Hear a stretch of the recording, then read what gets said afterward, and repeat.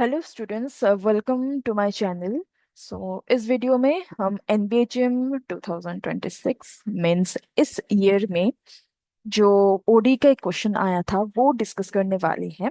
देखते हैं क्या कह रहा है। यहाँ पे हमारे पास एक इक्वेशन दे के रखा है, x double dash plus x dash square equals to zero in zero to infinity interval पे। तो ये जो इक्वेशन है, पहले इसे समझते हैं। ये एक नॉन लीनियर इक्वेशन है सेकंड ऑर्डर का, राइट। एक्स डैश का स्क्वायर है, that means this is a non linear equation. तो पूछा क्या है, ये ट्रू फॉल्स का क्वेश्चन था। तो यहाँ पे देखना है कि ये दोनों स्टेटमेंट में से कौन सा ट्रू है फॉल्स है ऐसा। It has two linearly independent solution in that interval. मतलब इसके पास जो भी सॉल्यूशन होंगे उसमें से लीनियरली इंडिपेंडेंट सॉल्यूशन इसके पास दो है। या फिर ये बोल रहा है कि it has at most two linearly independent solutions. मतलब इसके पास ज्यादा से ज्यादा दो ही लिनियरली इंडिपेंडेंट सॉल्यूशन हो सकते हैं, उसके आगे नहीं। तो हमें ये देखना है पहले, अगर हम सोचे कि ये इक्वेशन ध्यान से देखना कि ये नॉन लीनियर इक्वेशन है। हम इसमें लीनियर का कोई भी रिजल्ट या थ्योरी अप्लाई नहीं कर सकते। अगर मेरे पास लीनियर इक्वेशन होता तो हम क्या कहते, लीनियर इक्वेशन अगर है और ऑर्डर क्या है, सेकंड ऑर्डर का है, तो आंख बंद करके कह देते कि तुम्हारे पास दो एलआई सॉल्यूशन ही होगा और कभी भी इसके ज्यादा नहीं हो सकता। तब ये स्टेटमेंट आंख बंद करके कह सकते थे, लीनियर इक्वेशन अगर हो तो।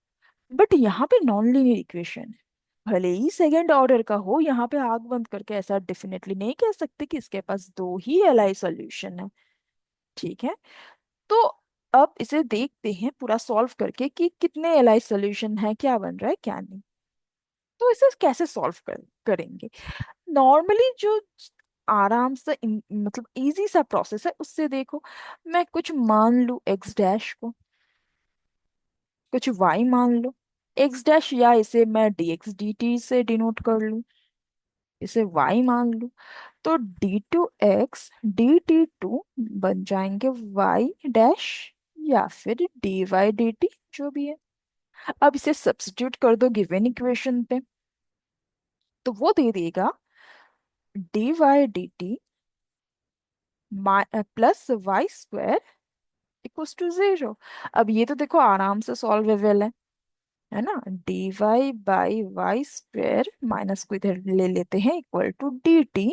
इंटीग्रेट करोगे बोथ साइड, क्या मिलेगा, 1/y इक्वल्स टू t+c1। ठीक है। तो यहां से मुझे y इक्वल्स टू मिल गया 1/t+c1। अब हमें क्या चाहिए, हमें तो x चाहिए। x t इसका सॉल्यूशन है क्योंकि हमने चूज किया है। सो dx dt इक्वल्स टू मिल गया 1/t+c1।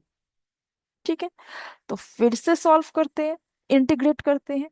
So dx equals to integration dt by t+c1। Finally integrate करने के बाद एक्स टी इक्वल्स टू बनेंगे log of t+c1 plus c2।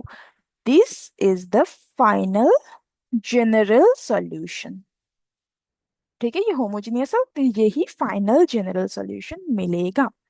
अब ये सॉल्यूशन में एक कंडीशन फिर हम इम्पोज कर देते हैं, क्योंकि ये इसे हमें वैलिड सॉल्यूशन भी बोलना है। तो फॉर वैलिड सॉल्यूशन यहाँ पे इसे डिफाइन भी होना है, और इंटरवल जीरो टू इंफिनिटी में डिफाइन होने के लिए डेफिनेटली C1 को ग्रेटर इक्वल्स टू जीरो होना पड़ेगा। C2 belongs to R। ठीक है। तो ये हमारे पास एक वैलिड जनरल सॉल्यूशन मिला। यहाँ से अब हमें देखना है कि एलआई सॉल्यूशन कितने बन रहे हैं। जब अब थोड़ा आराम से सोचते हैं, लीनियर में कैसे लिखते थे, y equals to c1 y1 plus c2 y2। वहां से हमें ये जो y1 y2 है वो एलआई सॉल्यूशन का सेट बनता था। अब अगर मैं यहाँ से सोचूं तो यहाँ से हमें कैसे दिखाई दे रहा है, थोड़ा ध्यान से इसे लिखो सॉल्यूशन को। ये x t equals to log of t+c1। Okay. Plus C2 के साथ एक 1 मल्टीप्लीकेशन में है, ऐसे सोच सकते हो।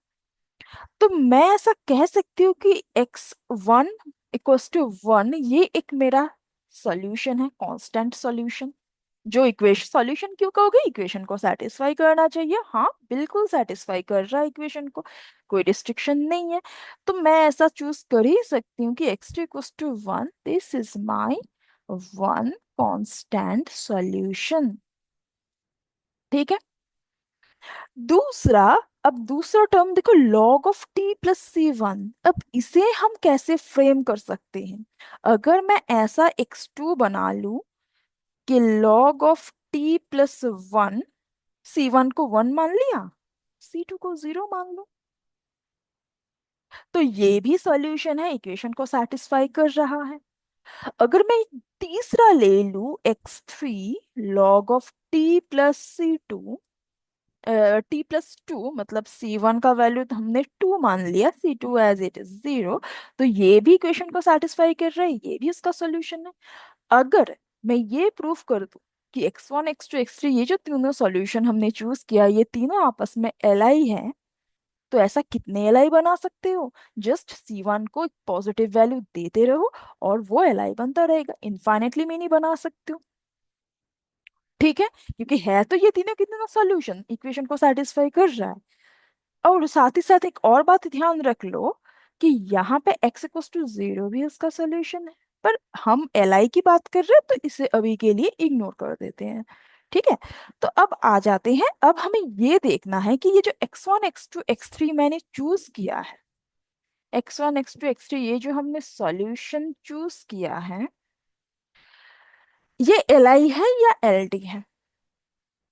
कैसे चेक करें? जैसे normally L I L D function check करते हैं, इसका लीनियर कॉम्बिनेशन ले लो, C1 x1 plus C2 x2 plus C3 x3 equal to 0। Values रखो, C1 × 1 plus C2 log of t plus 1 plus C3 log of t plus 2 equals to 0। फिर इससे differentiate कर देते हैं विथ रेस्पेक्ट टू t। क्या value दे रहा है? ये तो 0 बन जाएंगे, कांस्टेंट है। यहाँ से C2/t+1 प्लस C3/t+2 = 0। इसे क्रॉस मल्टीप्लाई वगैरह कर लो, C2t+2 plus C3t+1 = 0। Coefficient equal कर लो,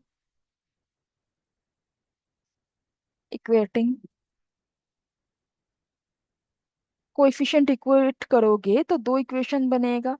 फर्स्ट इक्वेशन आएंगे, टी के कोएफिशिएंट इक्वेट करोगे तो C2 + C3 = 0, और कांस्टेंट वाला इक्वल करोगे तो 2C2 प्लस C3 = 0। इसे सॉल्व करने के बाद हमें C2 भी 0 मिलेगा, C3 भी 0 मिलेगा। उठा के रखोगे यहाँ पे, तो which gives C1 is also 0। सो हमें फाइनली मिल गया, इसके लीनियर कॉम्बिनेशन हमने लिया, तो वो क्या दे रहा है? C1 C2 C3 = 0। So by definition of LILD, x1 x2 x3 are LI solution. LI solution. ठीक है। तो हमें तीन LI सॉल्यूशन मिले। ऐसे ही हम ये log ऑफ t+C1 है ना, कुछ भी रख दें, वो सारे के सारे LI बन जाएंगे। तो हमारे पास कितने LI सॉल्यूशन बन गए यहाँ पे? इनफाइनाइटली मेनी LI सॉल्यूशन यहाँ पे बन रहे हैं। और ऐसा क्यों? क्योंकि ये हमारे पास एक नॉन लीनियर इक्वेशन दे के रखा है, इस वजह से ये सारी बातें हो रही है। ठीक है। सो तो स्टेटमेंट फिर से देखते हैं। फर्स्ट स्टेटमेंट सही, उसने सिंपल सा कहा है कि इट हैज 2 LI सॉल्यूशन। हाँ, इसके पास दो तो है ही, बल्कि दो से ज्यादा भी है, तो कुछ नहीं है, this statement is true. Second statement बोल रहा है कि एटमोस्ट नहीं, एटमोस्ट नहीं है, इसके पास इनफाइनाइटली मेनी एलआई सॉल्यूशन है, so this is false, right. तो सेकंड स्टेटमेंट इसके फॉल्स बन गए। Okay, so I hope clear हो गया होगा। कोई और डाउट हो तो जरूर कमेंट करके बता देना, और क्लासेस अगर समझ में आ रहा है या कुछ और तुम लोगों को चाहिए कोई और टॉपिक या जो भी, जरूर वो कमेंट करके बता सकते हो। Okay, so thank you so much.